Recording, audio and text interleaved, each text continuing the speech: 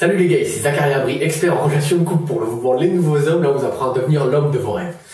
Aujourd'hui, on va parler de la gestion de la colère. Dans un couple, il y a des disputes, et quand il y a des disputes, il y a quasiment à chaque fois de la colère, des explosions de colère.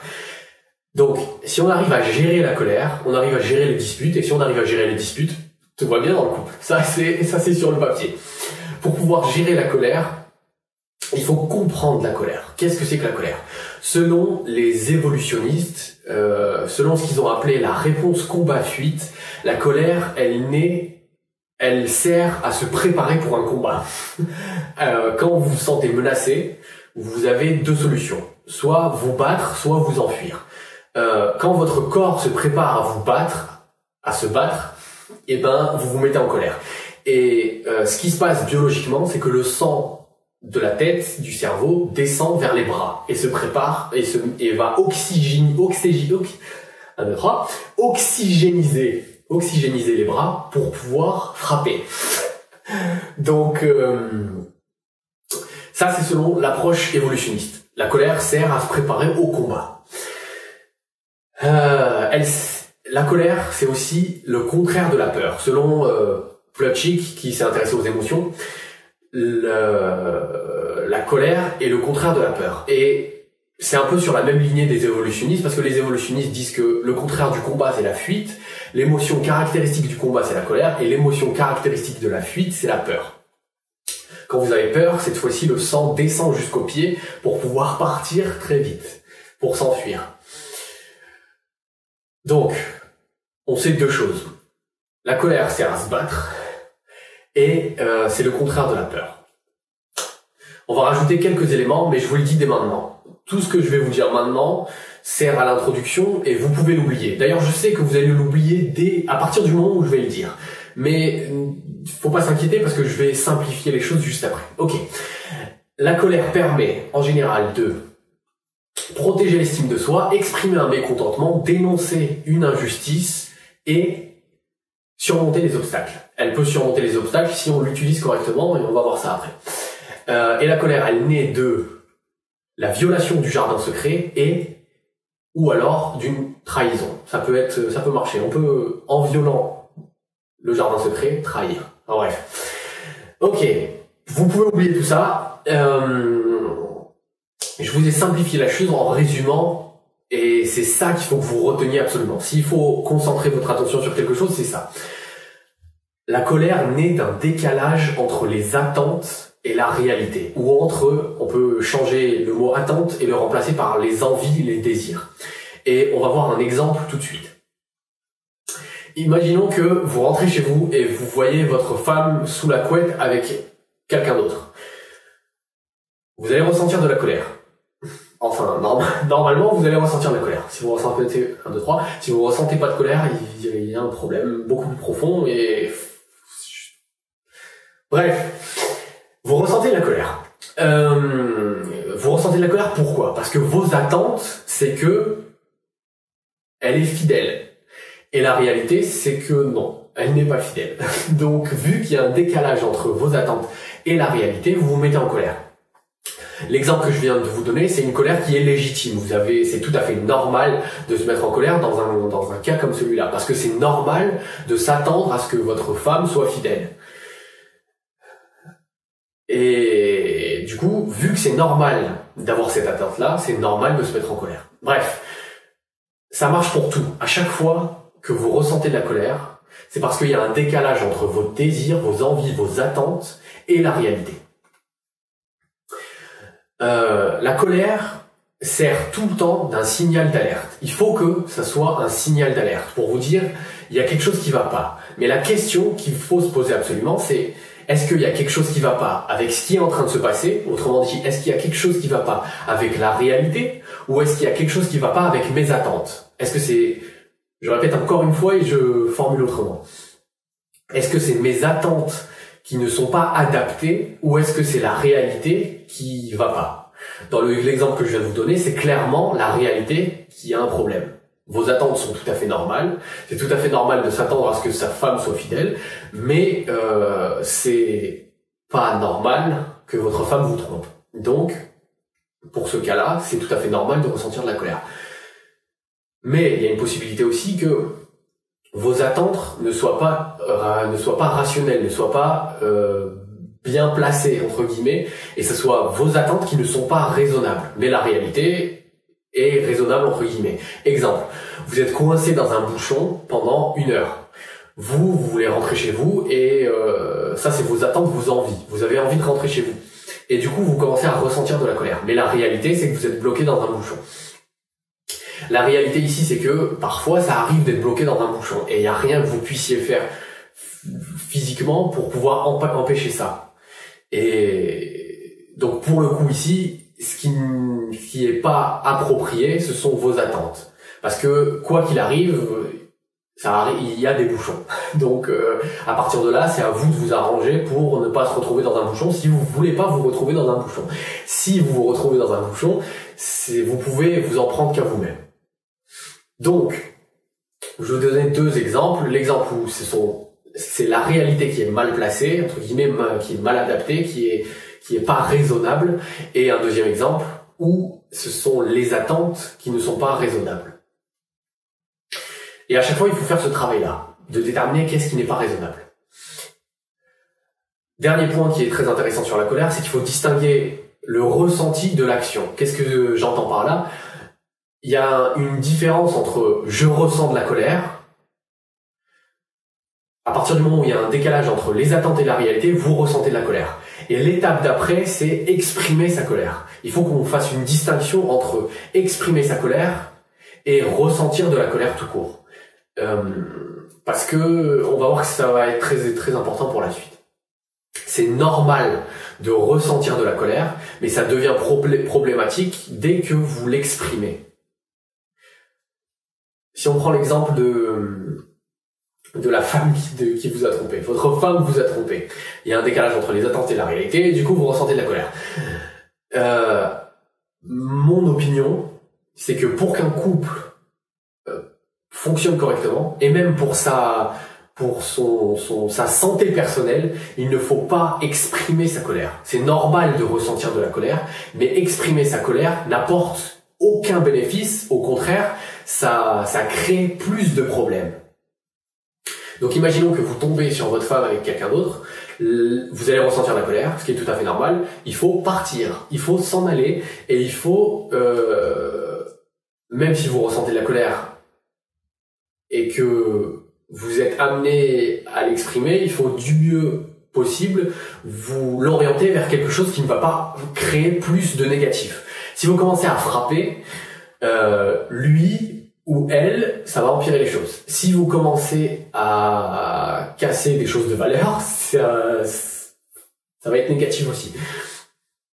Donc l'idéal, peu importe la situation, j'ai pris l'exemple de la femme qui vous trompe, mais peu importe la situation, si vous exprimez votre colère, vous avez toujours tort. Par contre, et je le répète encore une fois, c'est normal de ressentir de la colère. Ok. Maintenant qu'on a fait la distinction entre le ressenti de la colère et l'expression de la colère, on va passer à la suite.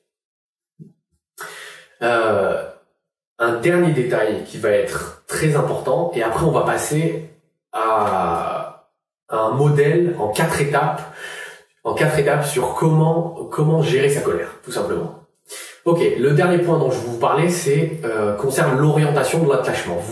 Vous êtes soit plutôt détaché, et on va voir tout de suite ce que c'est que détaché, soit vous êtes plutôt anxieux. Et ça va être intéressant parce que grâce à ça, ça va vous aider à gérer votre colère. En déterminant si vous êtes plutôt détaché ou plutôt anxieux, vous saurez quoi faire pour surmonter votre colère plus facilement.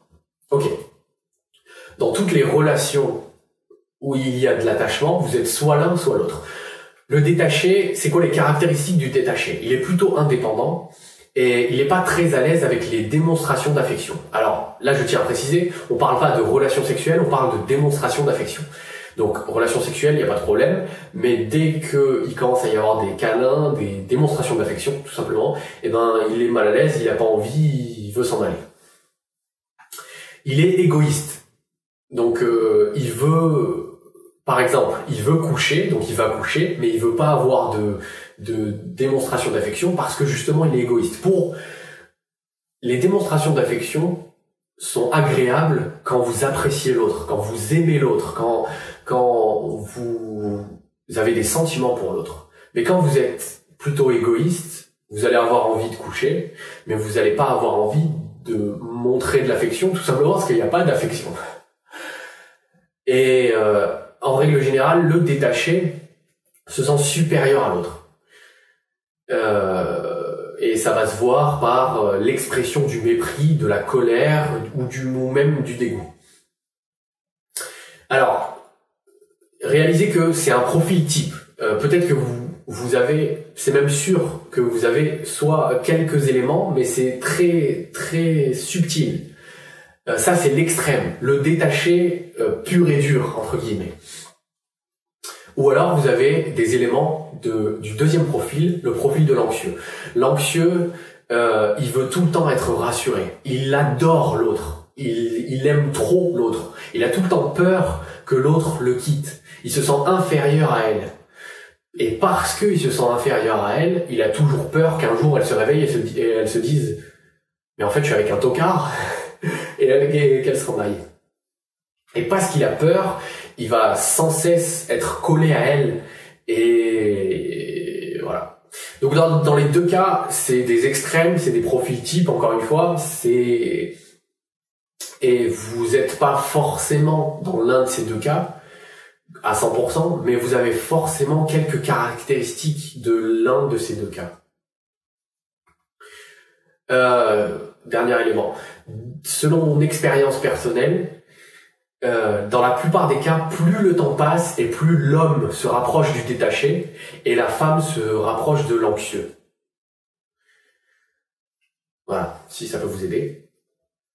De toute façon, je parlerai du détaché et de l'anxieux dans différentes vidéos encore. Donc vous inquiétez pas là-dessus. Ok, maintenant qu'on a déterminé le profil du détaché et le profil de l'anxieux, je veux que vous fassiez ce petit travail de déterminer est-ce que vous tendez plus vers le détaché ou plus vers l'anxieux.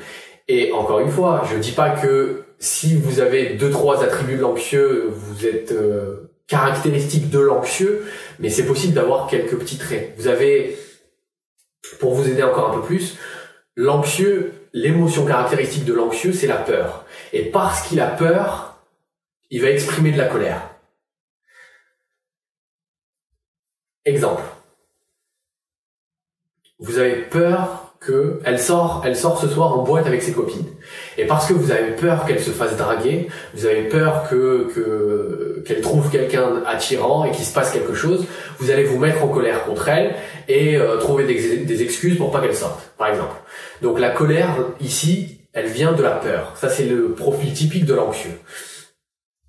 Et du coup, là, vous voyez aussi le travail qu'il faut faire. La personne qui a peur, la personne qui se met en colère, il faut qu'elle se dise pourquoi est-ce que je me suis mis en colère? Et si la réponse à cette question c'est parce que j'ai eu peur, donc vous êtes caractéristique de l'anxieux. Par contre, le détaché, il va se mettre en colère. L'émotion caractéristique du détaché, c'est la colère, tout simplement. Il n'y a pas d'étape intermédiaire, c'est directement la colère. Parce qu'il est égoïste, il veut imposer sa volonté sur elle. Et si elle ne l'écoute pas, si elle ne fait pas exactement ce qu'il veut, il va se mettre en colère. Donc là, ça va être plutôt, si jamais elle sort en boîte avec ses copines, il va pas avoir envie qu'elle sorte en boîte, pas parce qu'il a peur qu'il se passe quelque chose, mais parce que il est égoïste. C'est comme l'enfant qui est en train de jouer avec son jouet, il en a marre donc il le jette, il y a un autre enfant qui vient le récupérer, et à partir du moment où il voit un autre enfant le toucher, il le veut, il s'énerve, il explose de colère et il le récupère. Et une fois que le deuxième enfant s'en va, eh ben, il joue un petit peu avec et il le jette. C'est exactement la même chose, c'est purement égoïste.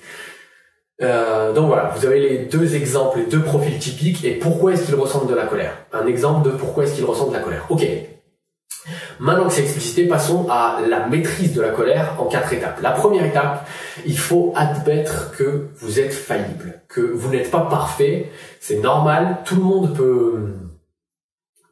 commet des erreurs. Ça arrive à tout le monde de commettre des erreurs et vous ne pouvez réussir à maîtriser la colère qu'à partir du moment où vous allez admettre que la faute est peut-être de votre côté.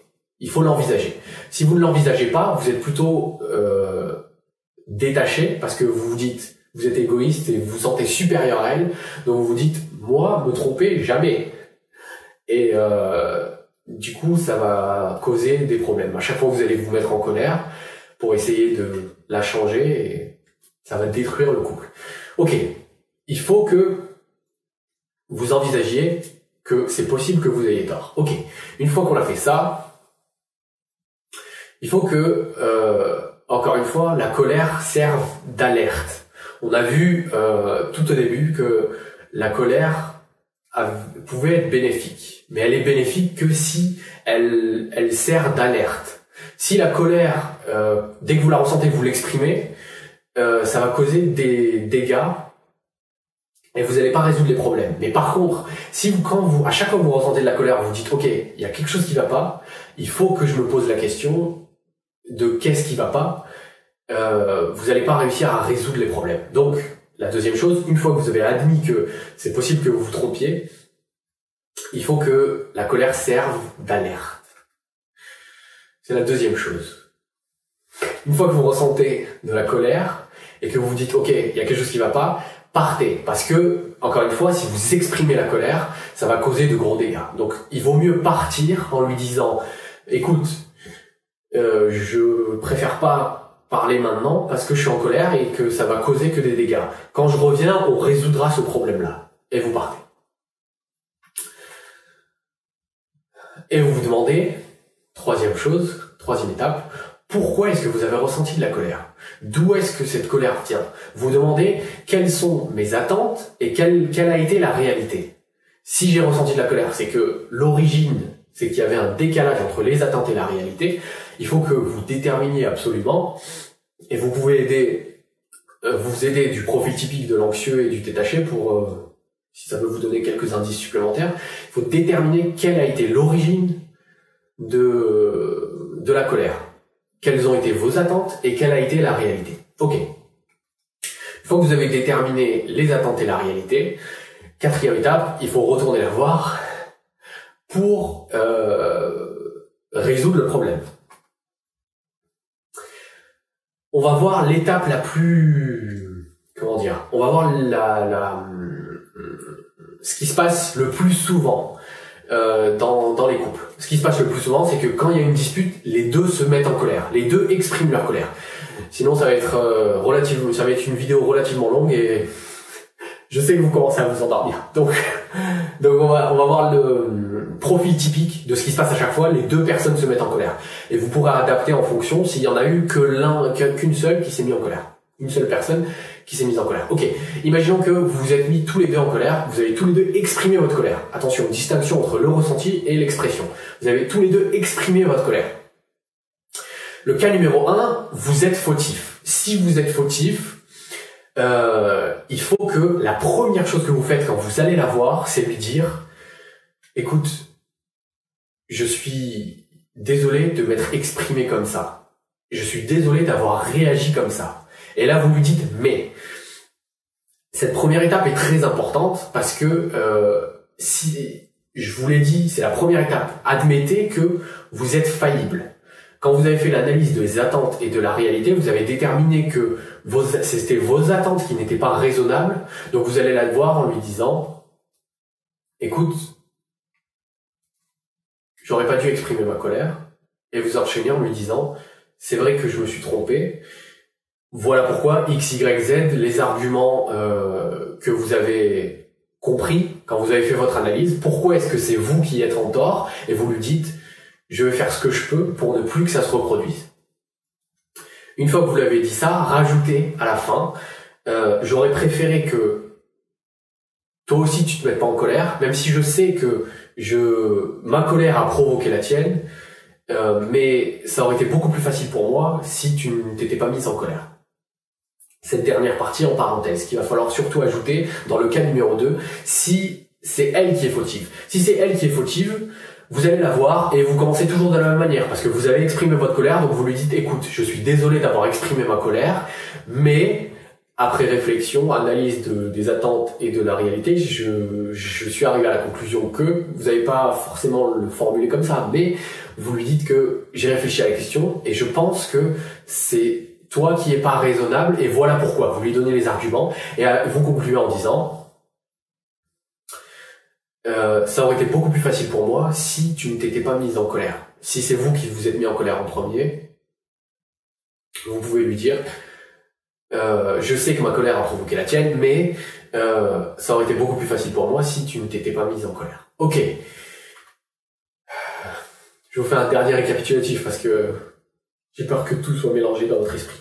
À chaque fois que vous vous mettez en colère, il faut lui dire je m'excuse de m'être mis en colère et je ferai ce qui est en mon pouvoir pour plus que ça se reproduise. Si à chaque fois qu'elle se met en colère, il faut que vous lui disiez gentiment, c'est pas une reproche, il faut pas être méchant, il faut pas, parce que en général ce qui se passe quand quelqu'un se met en colère et que c'est elle qui est fautive, vous êtes content, vous dites oh, comment je vais l'écraser, comment elle va prendre cher.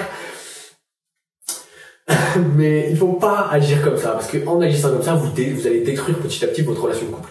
Il faut absolument, si vous avez ressenti de la colère, lui dire, si vous avez exprimé de la colère, lui dire je suis désolé d'avoir exprimé ma colère, la prochaine fois, je ferai ce qui est en mon pouvoir pour ne pas que ça se reproduise. Si elle a ressenti de la colère, lui dire gentiment, calmement, je reconnais que tu as raison, ou si elle a raison, mais ça aurait été beaucoup plus facile pour moi que tu me le dises calmement, que tu me fasses cette remarque, cette reproche, cette réflexion calmement. J'aurais pu réaliser que tu avais raison plus facilement. Si elle a tort, vous lui expliquez pourquoi elle a tort et vous lui dites tu me rends la tâche plus difficile quand tu te mets en colère. Vous dites exactement la même chose, mais vous l'adaptez parce que là pour le coup c'est elle qui a eu tort. Ok. Oh, je vais vous donner quelques motivations parce que ça peut être très fatigant d'avoir cette maîtrise là sur vous-même et de vous dire ok, j'exprime pas ma colère, je m'en vais, je réfléchis quelles sont les attentes, quelles sont la réflexion, tout ça peut être fatigant et vous vous dites allez on s'en fout, je vais lui montrer c'est qui le patron et je vais exprimer ma colère. Pour vous donner des motivations pour ne pas faire ça, je vous ai déjà dit que ça pouvait détruire votre relation de couple, ça n'apporte que des choses négatives que d'exprimer votre colère, mais on va rajouter quelques éléments supplémentaires. C'est votre devoir plus que son devoir à elle que de faire ces efforts-là. Parce que les hommes sont plus rationnels et les femmes sont plus émotionnelles. On a plusieurs différences entre les hommes et les femmes, et ça c'est une différence qui est caractéristique des hommes et des femmes, c'est que les hommes sont plus rationnels et les femmes sont plus émotionnelles. Je pourrais vous donner un exemple. Imaginez que une femme va donner une signification émotionnelle à beaucoup de choses, beaucoup plus que les hommes. Alors que pour les hommes, ça va pas être logique parce que ils vont être beaucoup plus rationnels. Un exemple caractéristique, c'est une femme qui, je vais vous le donner dans le cas pratique. Donc je vais le laisser de côté pour le moment. Ok. Pas d'exemple pour le moment, mais on va en voir un juste après. Un exemple caractéristique d'une femme qui est émotionnelle et d'un homme qui est plutôt rationnel. Ok. Et je mets ça de côté. Faites comme si j'avais rien dit pour le moment. Ok. C'est votre devoir parce que c'est beaucoup plus difficile. Vu qu'elle est émotionnelle, c'est beaucoup plus difficile pour elle de contrôler sa colère. Alors que pour vous, c'est plus facile d'utiliser le raisonnement, la rationalité et du coup d'analyser les attentes et la réalité. Il faut être rationnel pour pouvoir faire ce travail-là. Et il se trouve que vous êtes naturellement plus rationnel qu'elle. Ok. Deuxième élément, vous vous entraînez depuis longtemps sans le savoir. Qu'est-ce que j'entends par là? Si à chaque fois que vous ressentiez de la colère, vous explosez de colère, vous laissez libre cours à votre colère, elle finirait probablement en sang à chaque fois. Parce que vous avez, à chaque fois on est très en colère contre quelqu'un, on a envie de le frapper, ou on a envie de la frapper. Et parce que vous savez que c'est mal, et je le dis quand même, ce n'est pas bien de frapper une femme. Si vous explosez de colère et vous l'exprimez cette colère jusqu'au bout, vous ne mettez pas de barrière, vous finissez par la frapper. Et vu que c'est pas le cas, pour la majorité d'entre vous, je l'espère, vous avez déjà ce contrôle sur vous. Vous ne laissez pas votre colère s'exprimer librement à 100%. Donc vous avez déjà un contrôle. Il faut essayer d'améliorer ce contrôle, c'est tout. Donc vous n'avez pas à mettre en place quelque chose de nouveau. C'est déjà quelque chose qui existe, mais il faut l'améliorer. Petite note en passant, aujourd'hui c'est très mal vu, c'est même interdit pour un homme de frapper une femme, mais par contre quand une femme est en colère contre un homme, elle peut laisser libre cours à sa colère, aucun problème. On a tous en tête la grosse claque de la femme en colère, et là pour le coup pas de problème. Voilà, c'était juste pour mentionner ça. Ok. Ça, c'est les deux types de motivation. Maintenant, le cas pratique, qui va illustrer ce que j'ai dit juste avant. Je vais vous donner un cas pratique, une situation, et je vais vous demander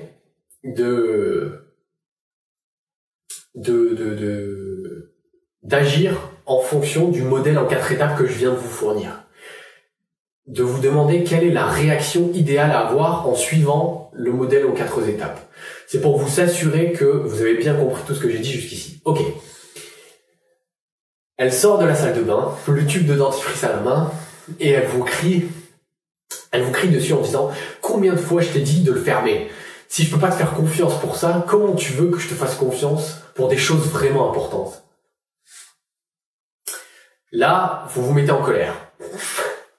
Et vous lui dites, mais t'es complètement taré, il est où le rapport entre le dentifrice et la confiance? Voilà, alors mettez pause maintenant.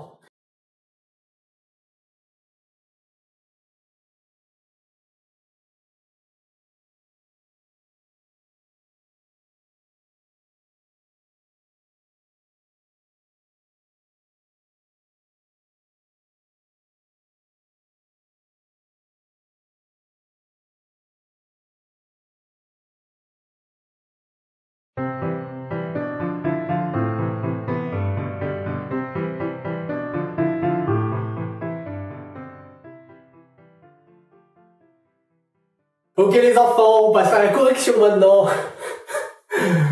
Si vous n'avez pas le temps de faire l'exercice, il faut mettre pause et on se retrouve juste après. Ok, la correction. À partir du moment où vous l'avez dit, mais t'es complètement taré ou quoi, il faut qu'il y ait une alerte rouge qui se déclenche dans votre tête en vous disant « Ok, il faut que je m'en aille. Il faut que je m'en aille parce que j'exprime ma colère, c'est pas bon. » Et vous lui dites « Je suis en colère maintenant, on discutera de ça plus tard quand je serai plus calme. » Et vous partez faire un tour. Pourquoi? Parce que il faut vraiment qu'elle sache que vous n'êtes pas en train de vous enfuir. Parce que si vous partez sans lui dire ça, que vous allez résoudre ce problème-là, elle va penser que vous êtes le profil typique de l'anxieux. Et si ça se répète encore et encore et encore, elle va croire que vous êtes anxieux, vous êtes caractéristique de l'anxieux, et votre valeur à ses yeux va diminuer à chaque fois. Donc il faut que vous précisiez bien que vous avez l'intention de résoudre ce problème, mais pas maintenant parce que vous n'êtes pas dans les meilleures dispositions pour le faire. Donc vous l'exprimez comme ça vient, mais vous partez. Ok, une fois que vous lui avez dit on va résoudre ça, mais pas maintenant parce que je suis en colère, et que vous êtes parti, il faut déterminer les attentes et la réalité. Les attentes. Votre attente, c'est que votre femme n'explose pas de colère pour quelque chose d'aussi ridicule, d'aussi simple, mais pourtant elle l'a fait. Donc, pour le moment, dans votre esprit, c'est elle qui est en tort. C'est clair, c'est elle qui est en tort. Mais il faut pousser un peu la réflexion un peu plus loin. Je vous l'ai dit il y a quelques instants maintenant que les femmes sont plus émotionnelles que les hommes. Et vous voyez que elle fait des liens émotionnel entre des choses qui n'ont aucun lien pour vous. Elle a fait un lien entre la confiance et le fait que vous laissiez tout le temps votre tube de dentifrice ouvert, même si elle vous a souvent répété de le fermer. Donc vous l'avez pas écouté pour quelque chose de petit comme ça. Donc pour elle, c'est possible que vous ne l'écoutiez pas aussi pour des choses grosses. Et du coup, elle peut pas avoir confiance en vous. Ça, c'est un lien émotionnel. Elle a fait un lien émotionnel entre deux choses. Mais ça, c'est pas logique pour vous parce que vous êtes plutôt rationnel.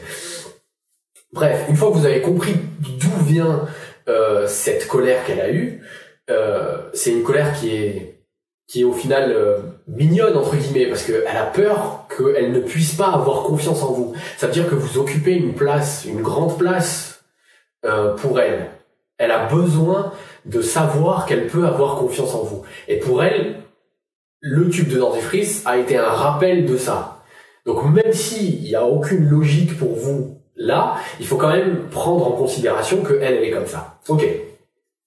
Une fois que vous avez déterminé les attentes à la réalité et que vous avez pris en considération son point de vue à elle, vous allez la voir en lui disant vous assurez qu'elle est calme, première chose, et une fois que vous êtes sûr qu'elle est calme, vous lui dites ok, écoute, je suis désolé d'avoir réagi comme ça, mais c'est parce que tu t'es mise en colère que ça a provoqué ma colère. Donc je suis désolé d'avoir exprimé ma colère, mais ça aurait été beaucoup plus facile pour moi de comprendre ce qui se passe si tu t'es pas mise en colère aussi.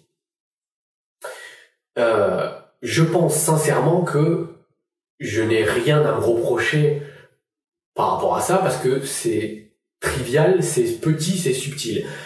Et j'arrive pas à comprendre, si c'est vraiment sincèrement ce que vous pensez, vous lui dites j'arrive pas à comprendre comment tu peux lier quelque chose d'aussi petit à quelque chose d'aussi gros comme la confiance. Est-ce que je t'ai donné une raison de penser que tu pouvais pas avoir confiance en moi, par exemple?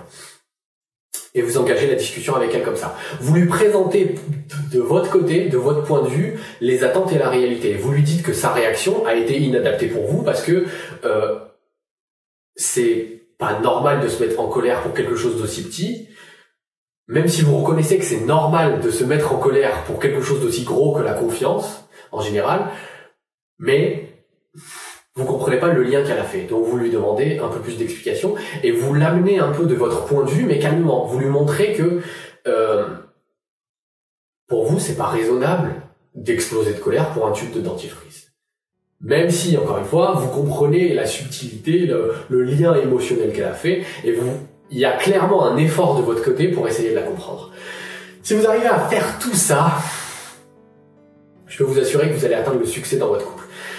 Si vous n'avez pas réussi l'exercice à 100%, il faut pas s'inquiéter. Ça prend du temps, ça prend des efforts aussi. Donc ne lésinez pas sur vos efforts. Parce que, je le dis tout le temps, et je vais vous le répéter encore une fois, tous les efforts que vous faites finissent toujours par être récompensés.